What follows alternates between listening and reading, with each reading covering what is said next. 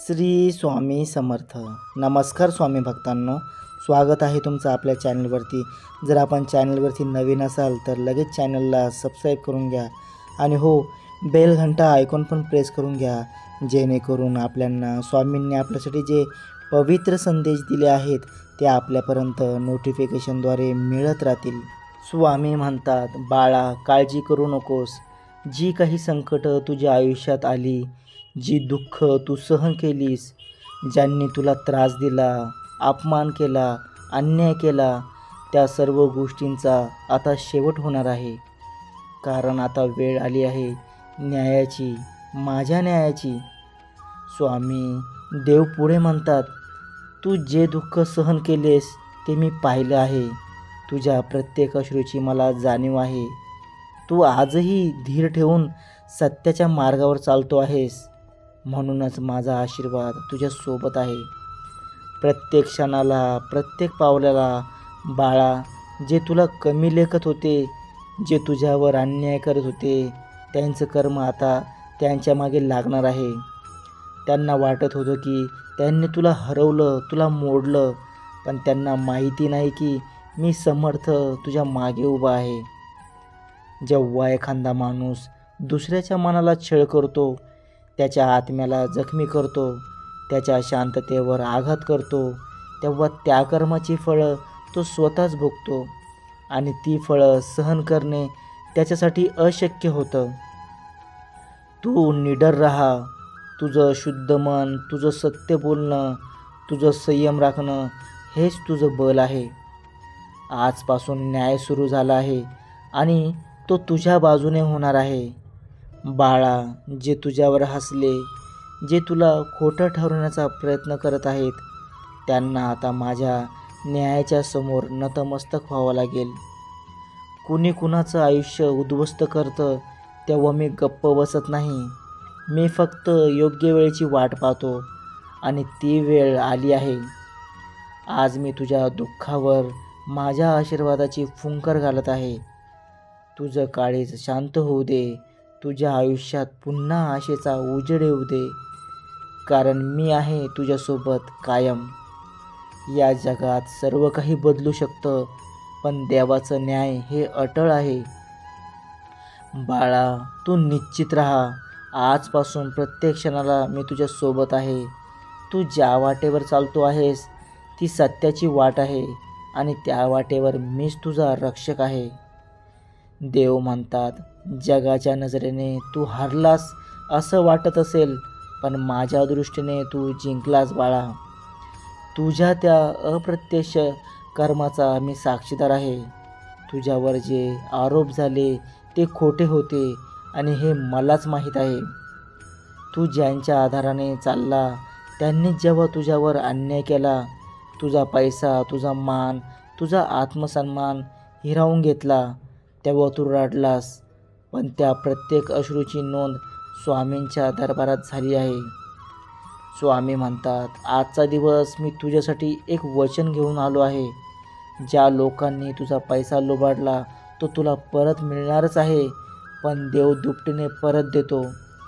संयम लागतो पण न्याय अटळ असतो. हे जग फसवणुकीचं आहे, पण परमेश्वरांचं लेखन चुकत नाही. जे जसे करतात तसे त्यांना भोगावं लागतं. कोणी कितीही मोठा असो, देवापेक्षा मोठं कोणीच नसतं. तुझी श्रद्धा, तुझं संयम, तुझी प्रामाणिकता हेच तुझ्या विजयाची गुरुकिल्ली आहेत. आणि म्हणूनच तू अजून थांब बाळा, कारण आजपासून देव न्याय देण्याच्या प्रक्रियेत उतरला आहे. स्वामी म्हणतात, तुझ्या विरोधात ज्यांनी कट रचले, ज्यांनी तुझं आयुष्य अंधारात ढकललं, ज्यांनी तुझा हक्क बळकावला, त्यांच्या नावासकट त्यांची पापं माझ्या दरबारात जमा झाली आहेत. बाळा, तू आता केवळ माझं नाव घेत राहा. जय जय स्वामी समर्थ म्हणत पुढे चालत राहा. कारण तू आता एकटा नाहीस, तुझ्या पाठीशी मी आहे. समर्थ देव सांगतात, बाळा आता तू निश्चित राहा. जे काही गेले आहे, जे तुझ्यापासून दूर गेलं आहे, त्याची परतफेड करण्याची वेळ आता जवळ आली आहे. मीच आता तुझ्यासाठी या जगाचा न्यायाधीश होणार आहे. तू प्रार्थना केलीस, तू आंतरतेने देवाकडे याचना केलीस, म्हणूनच आजपासून तुझ्यासाठी न्याय सुरू होणार आहे. तुझ्यावर अन्याय करणाऱ्यांना, तुला हिणवणाऱ्यांना, तुझा मानपान घालवणाऱ्यांना आता त्यांच्या कर्माची फळं मिळणार आहेत. स्वामी म्हणतात, कोणतेही कर्म हे नोंदले जातं आणि वेळ आली की त्यांचा हिशोबही घेतला जातो. कोणी कितीही मोठा असो, परंतु कर्माच्या बंधनातून कोणीही सुटू शकत नाही. तुझं मन जेव्हा शुद्ध असतं, कर्म जेव्हा निस्वार्थ असतं आणि हेतू जेव्हा प्रामाणिक असतो, तेव्हा देव स्वतः तुझ्यासाठी न्यायाचं शस्त्र उचलतात. आज मी तुझ्या बाजूने उभा आहे, कारण तू कधीही कोणाचा द्वेष केला नाहीस, तू कधीही कुणाचं वाईट चिंतलं नाहीस. जेव्हा लोक तुमचं नाव खाली खेचतात, जेव्हा तुमच्यावर खोटे आरोप केले जातात, तेव्हा परमेश्वर गप्प बसत नाही. तो योग्य वेळी न्याय देतो आणि त्या प्रत्येकाला त्यांच्या कर्माचं उत्तर देतो. स्वामी सांगतात, बाळा, तू माझ्या मार्गावर आहेस, तुझं मन निर्मळ आहे, म्हणूनच जे काही तुझं हरवलं आहे ते तुला पुन्हा मिळणार आहे आणि ते मिळेल दुपटीने. जेव्हा इतरांनी तुला वाऱ्यावर सोडलं, तेव्हा मी तुझ्या मागे उभा राहिलो. आजही मी तुझ्या सोबत आहे, प्रत्येक श्वासागणिक. आता काळजी करू नकोस. तुझं काम आहे चांगले कर्म करत राहणे, प्रामाणिकपणे वाटचाल करत राहणे आणि उर्वरित सगळं मी पाहीन. न्याय सुरू झाला आहे, आता शांत राहा, विश्वास ठेव आणि स्वामी समर्थ म्हणत राहा. स्वामी म्हणतात, जे कोणी कुणाचं आर्थिक नुकसान सहन करत आहे किंवा त्याचा मान सन्मान दुखावला गेला आहे, त्या प्रत्येकाला त्याची भरपाई मी स्वतः प्रत्यक्ष स्वरूपात देणार आहे. तुमचा हरवलेला मान सन्मान तुम्हाला नक्कीच पुन्हा प्राप्त होईल. कधी काळी कुणीतरी तुम्हाला कमी लेखलं, खाली पाहिलं, तुमच्या मनाला वेदना दिल्या, पण त्या काळाचा काळ आता संपला आहे. तुमची खरी वेळ येत आहे. तुमच्या बाजूने देवाचा न्याय निश्चित आहे, म्हणून तुम्ही काळजी करू नका. बाळा, माझा आशीर्वाद सदैव तुमच्या सोबत आहे. तुम्ही मन स्वच्छ ठेवा, अंतःकरण शुद्ध ठेवा, कारण मी तुमच्यामध्ये अशी शक्ती भरत आहे की तुम्ही स्वतःच्या निर्णयासाठी समर्थ व्हाल. मला माहीत आहे, खूप काळापासून तुम्ही त्या वेदना एकटे सहन करत आहात, देवाकडे प्रार्थना करत आहात की संकटात मला साथ द्या. होय बाळा, या सर्व चिंतेतून मुक्त करण्यासाठी मी इथेच आहे. फक्त माग तुझ्या मनातील इच्छा, मी ती पूर्ण करण्यासाठी सज्ज आहे. स्वामी म्हणतात, बाळा, आता वेळ आली आहे तुझ्यासोबत न्याय होण्याची वेळ. जेव्हा जेव्हा कोणी तुझ्यावर खोटे आरोप केले, तुझे मन दुखावले, तुला वेदना दिल्या, तेव्हा मी सर्व काही पाहत होतो. आता त्या प्रत्येक गोष्टीची भरपाई करण्याची वेळ आली आहे. तुझा काळ संपला आणि आता तुझी वेळ आली आहे. त्यामुळे चिंता सोड. मी तुझ्या प्रार्थना ऐकल्या आहेत, तुझे अश्रू पाहिले आहेत. तू खूप रडलास, पण आता ते अश्रू पुसून टाक, कारण आनंदाची वेळ जवळ आली आहे. मी तुला आशीर्वाद देणार आहे, ज्याची तू केवळ कल्पना केली होती. तो न्याय, ती भरपाई, तो मान सन्मान, सर्व काही तुला प्राप्त होणार आहे आणि ते देखील दुपटीने. जे तुझ्यावर अन्याय करत होते ते आता स्वतःच्या कर्माची शिक्षा भोगणार आहेत. ज्यांनी तुझ्या पाठीमागे कट रचला, अडथळे निर्माण केले, तुला खाली खेचण्याचा प्रयत्न केला, त्यांचा पापाचा घडा आता फुटणार आहे. स्वामी म्हणतात, हा न्याय मी स्वतः देणार आहे. हा निर्णय आता माझ्या हातात आहे आणि माझ्या न्यायात कोणताही आड येणार नाही. तू केवळ विश्वास ठेव, कारण आता वेळ तुझी आहे आणि मी तुझ्या सोबत आहे. बाळा, आता तू निश्चित हो. ज्याचं पापाचं घडं भरून गेलं आहे ते आता फुटणार आहे.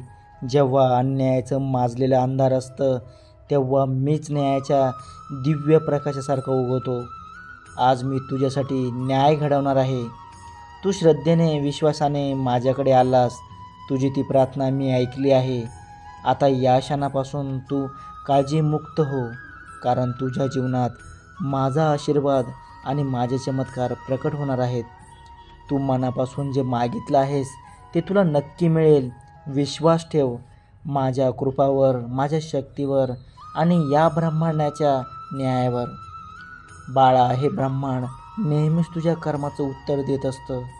तू जे चांगलं पाठवशील तेच तुला दुपटीने परत मिळेल. म्हणून मी तुला सांगतो, नेहमी चांगले विचार कर, चांगली कर्म कर.